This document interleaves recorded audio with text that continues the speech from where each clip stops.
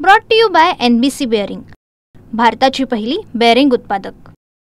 परंडा तालुक्यातील सिरसाव या गावी आता आपण आहोत। खासदार ओमराजे निंबाळकर अतिवृष्टीची पाहणी करतायत। दादा, काय परिस्थिती आहे?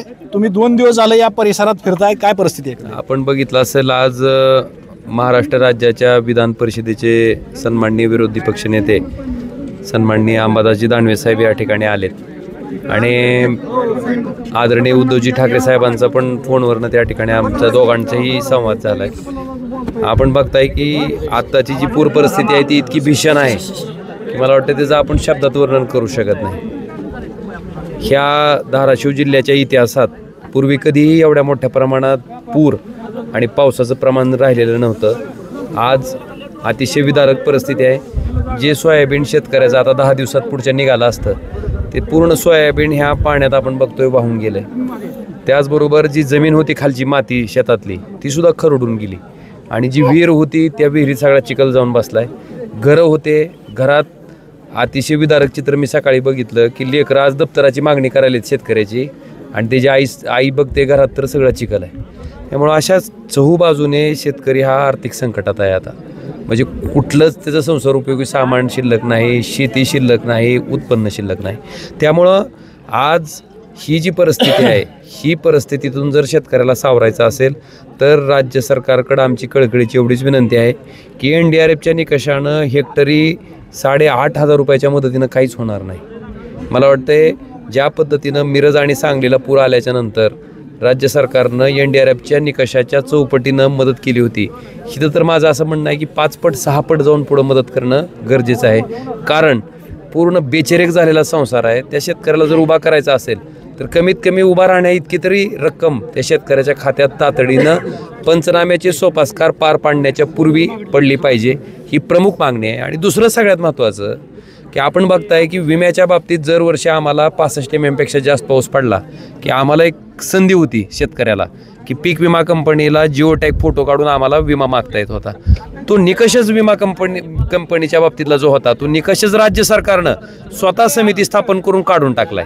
मला वाटतं हे अतिशय दुर्दैवी आहे। मी कृषी मंत्री दत्तात्रयजी भरणे साहेबांना विनंती केली की त्या निकष पाहिल्यासारखेच तुम्ही त्याच्यात समाविष्ट करा, जेणेकरून आजच्या ह्या पूर परिस्थितीमध्ये शेतकऱ्यांना विमा मिळण्यासाठी मार्ग त्या ठिकाणी सुसह्य होईल। जर पीक कापणी प्रयोगानं उंबरठा उत्पन्नावर जर विमा मिळणार असेल तर मला वाटतं विमा कसल्याही प्रकारचा आपल्या भागातल्या शेतकऱ्याला मिळणार नाही, शेतकऱ्याच्या तोंडाला पानं पुसली जाणार आहेत। ही 2 प्रमुख मागण्या आमच्या शेतकऱ्याच्या दृष्टीनं राज्य सरकारकडे राहणार आहेत आणि त्या दृष्टीनं विरोधक किंवा सत्ताधारी हे राजकारण आपण निवडणूक आल्याच्या नंतर करायला मोकळे आहेत, पण आज त्या शेतकऱ्याला नितांत मदतीची गरज आहे। आणि दुसरं जे आश्वासन त्या ठिकाणी राज्य सरकारनं सत्तेत येण्याच्या पूर्वी दिलं होतं की आम्ही शेतकऱ्याची पूर्णतः कर्जमाफी करू, मला वाटतं ती आश्वासन पाळण्याची सुद्धा योग्य वेळ जर कुठली असेल तर मला वाटतं माननीय मुख्यमंत्री महोदयांनी एवढं सांगायचं की ती योग्य वेळ हीच आहे। मदत करा, पुढे या, पालक म्हणून पुढे या। आणि जे राज्य सरकार योजना राबवण्यासाठी कोट्यावधी रुपयाची कर्ज घेतं, माझी विनंती आहे की शेतकऱ्याला मदत करायसाठी अजून कोट्यावधी रुपयाची कर्ज घेतली तर हरकत नाही, पण शेतकऱ्याला मात्र भरीव स्वरूपात मदत राज्य सरकारनं करावी ही आमची कळकळीची विनंती आहे, तरच शेतकरी जगू शकेल। पंचनाम्याची काय परिस्थिती? तुमच्या माहितीसाठी पंचनामा करणार कशाच आहेत तुम्ही? आज आज आज आज आज मला सांगा, जी सोयाबीनचा पंचनामा करणार आहो ती पाण्यात वाहून गेलं। तुम्ही बघा परिस्थिती किती विदारक आहे। नदीचं पात्र हित आहे आणि जमीन कुठपर्यंत वाहून गेलेली आहे बघा तुम्ही। आज तुम्ही सोयाबीनची तीच परिस्थिती आहे, घरात पाणी शिरलेलं तुम्ही आता बघत आलात, काही ठिकाणी टपऱ्या वाहून गेल्यात। कशाचा पंचनामा करणार आहे तुम्ही? आता ज्या शेतकऱ्याच्या गायी म्हशी शेळ्या वाहून गेल्यात ते पोस्टमार्टमसाठी कुठून आणायच्या शेतकऱ्यानं? मला वाटतंय आता हे अटी निकष बाजूला ठेवून त्या निकषाच्या पुढे जाऊन मदत करायची वेळ आहे। तर हे सोपस्कार बंद करून सरकारनं, आम्ही विरोधी पक्ष म्हणून सुद्धा सरकारच्या बरोबर आहेत आणि फक्त मी असं नाही की उद्धव बाळासाहेब ठाकरे शिवसेना पक्षाचाच शेतकरी त्या ठिकाणी तुम्हाला मागणी करतोय, सगळ्याच पक्षाचे शेतकरी, राष्ट्रवादीचा असू द्या, भाजपचा असू द्या किंवा अजून कुठल्या पक्षाचा असू द्या, सगळ्या राजकीय, काँग्रेसचा असू द्या, सगळ्या राजकीय पक्षाचे शेतकरी एवढीच मागणी करतात की आम्हाला मदत करा आणि ती मदत भरीव स्वरूपाची असली पाहिजे। इतकी विनंती आम्ही सरकारकडे करतोय आणि महाराष्ट्र राज्याच्या विधान परिषदेचे विरोधी पक्षनेते स्वतः अंबादासजी दानवे साहेब त्या ठिकाणी आलेले आहेत। त्यांनी पूर्ण परिस्थिती स्वतः डोळ्या देखत बघितलेली आहे आणि ही विदारक परिस्थिती बघून साहेबांनी सुद्धा सरकारला ही मदत करायला भाग पडावा अशी आमची साहेबांना विनंती आहे. तुम्ही काल रेस्क्यूच्या वेळी छाती इतक्या पाण्यात गेला होतात रात्रीच्या वेळी, तिथली काय परिस्थिती होती आणि काय अनुभव होता? परंडा तालुक्यातलं वडनेर म्हणून गाव आहे, वडनेर देवगाव. त्या ठिकाणी 1-2 वर्षाचा लहान मुलगा, त्याची आई आणि त्याचे आई वडील अशी 4ही लोक जवळपास काल रात्रीपासून घराच्या छतावर, पुराचं पाणी वेढलंय म्हणून घराच्या छतावर पडत्या पावसात त्या ठिकाणी बसली होती. ना त्याला प्यायला पाणी होतं, ना खायला अन्न होतं. 2 वर्षाचं लेकरू, त्याची आई, त्याचे आई वडील, त्याचे आजी आजोबा. मला आठवण झाली ती आम्ही निवडणूक दिलेल्या आश्वासनाची. आम्ही निवडणुकीत कायम म्हणायचं की ओमराजे तुमच्या कुटुंबातला सदस्य असं समजून तुम्ही ओमराजेला मतदान करा. तुमचा भाऊ आहे, तुमचा मुलगा आहे, तुमचा नातू आहे. मला वाटतं जेव्हा आम्हाला मतं पाहिजे होती तेव्हा आम्ही नातं तुम्हाला सांगितलं. ते नातं मी 5 वर्ष अखंडपणे पाळायचं काम कुटुंबातला सदस्य ह्या नात्यानं केलं आहे. आज लोक संकटात, तर आपण त्या ठिकाणी गेलंच पाहिजे. मला आपल्याला आठवण करून द्यायची की कोरोनासारखी महामारी होती त्यावेळेस आम्ही कधीच घरी बसलो नाहीत.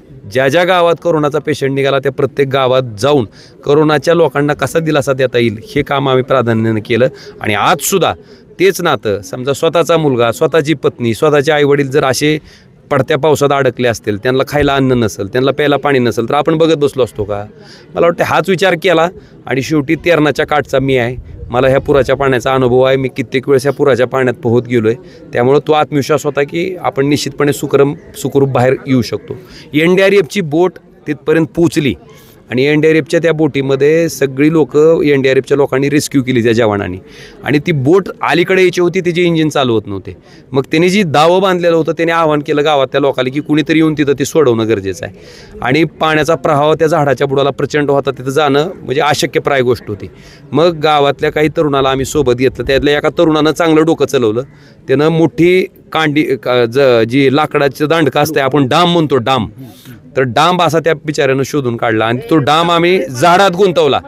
झाडात गुंतवल्याच्या नंतर त्या डांबाचा आधार घेऊन मी आणि त्या पोहता येणारे आम्ही पोरं त्या झाडाच्या बुडापर्यंत पोहोचलो.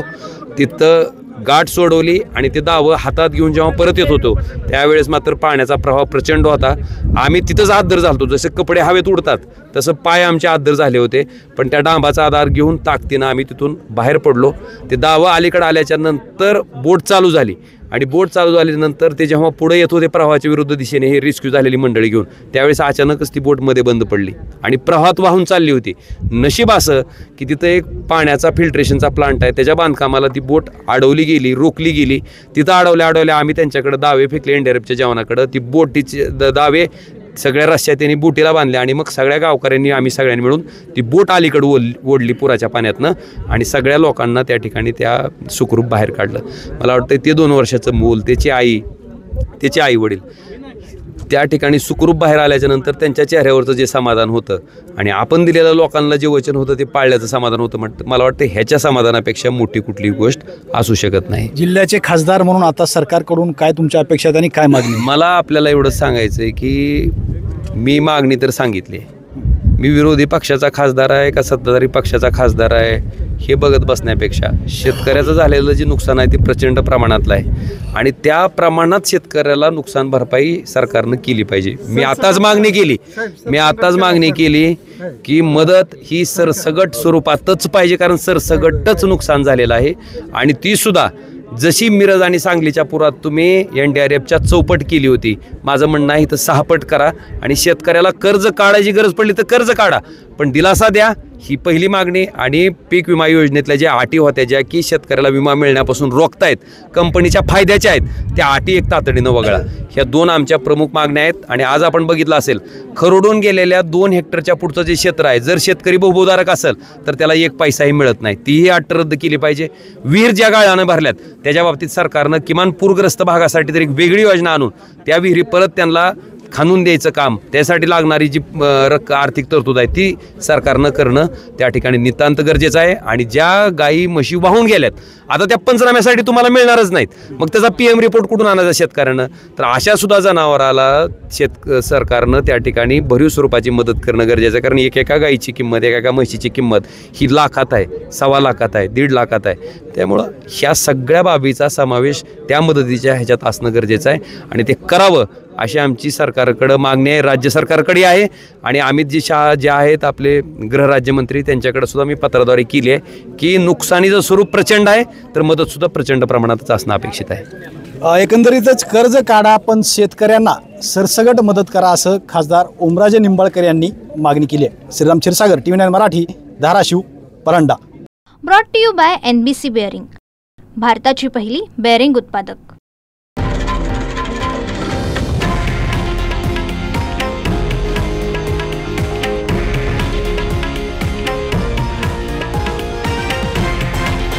हे आहे देशातील नंबर 1 न्यूज नेटवर्क आणि आपण पाहत आहात TV9 मराठी, एकमेव.